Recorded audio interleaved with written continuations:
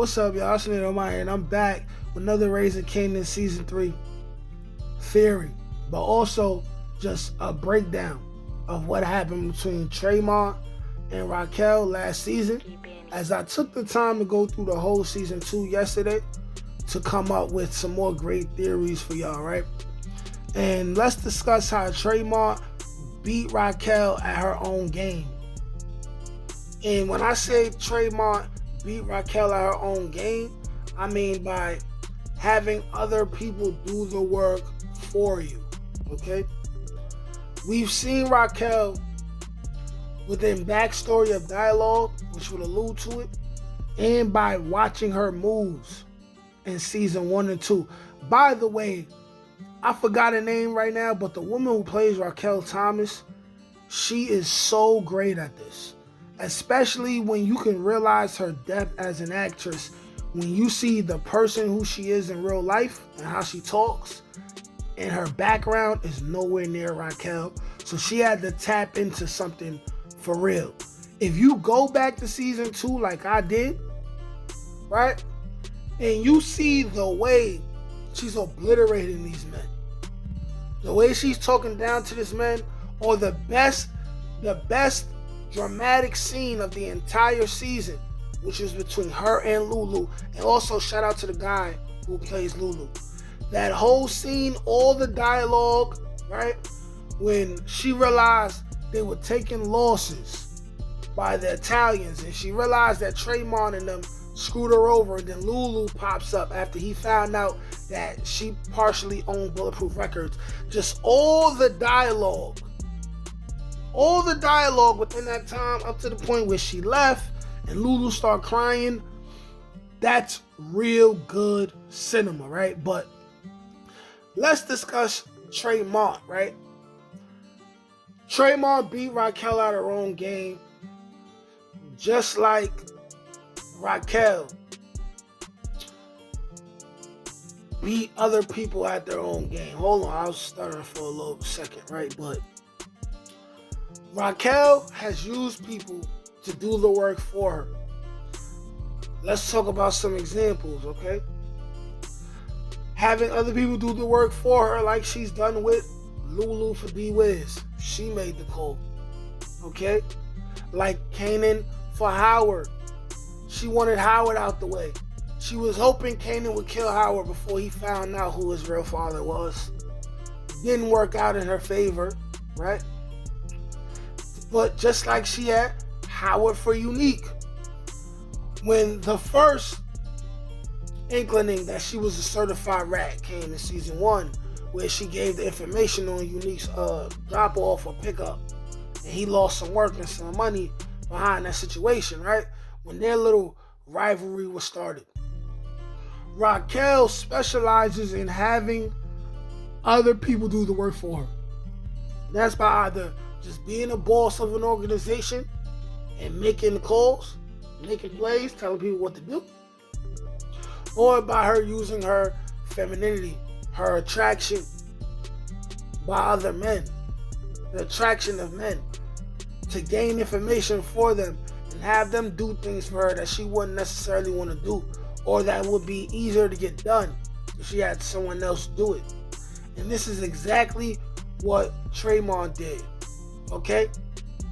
When you first meet Traymont, he's being talked down on by Cardier. Cardier Ferrari, who wants to impress Raquel. He goes in on Traymont, right? And he runs his mouth about Traymont. What got Cardier killed was his mouth. Him wanting to show for Raquel. Him revealing so much information about the intricacies of what he got going on, his business, how he washing his money, and the relationship between him and Traymont, right?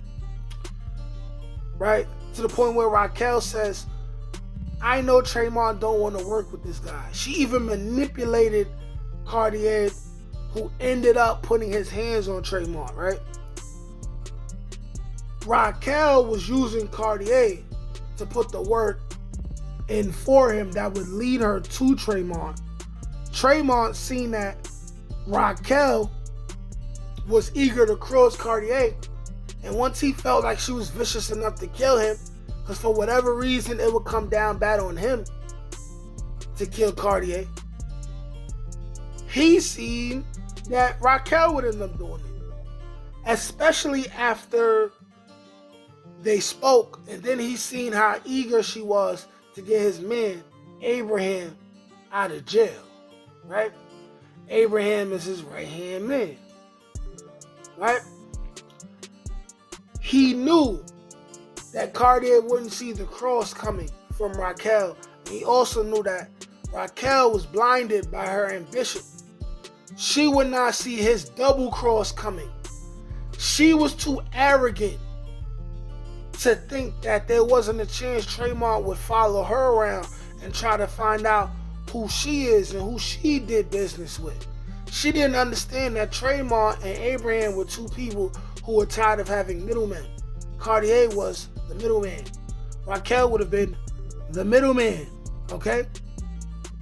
So he used his wits to cross Juliana out of a situation, and it just so happened that Juliana was sick of Raquel anyway.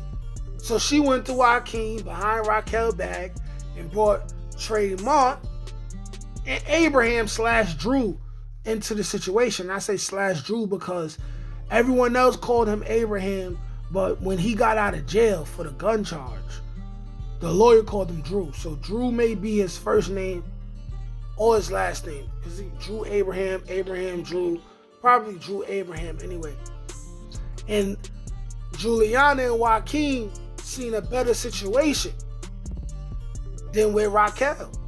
And you got to understand that Joaquin definitely felt the way that Raquel could allow Juliana to be kidnapped and then work with the same person who kidnapped her, right? Joaquin, he seems like the money man. He don't seem like the person who really is the muscle. That's probably somebody who we ain't gonna see till season 3. But another thing is this.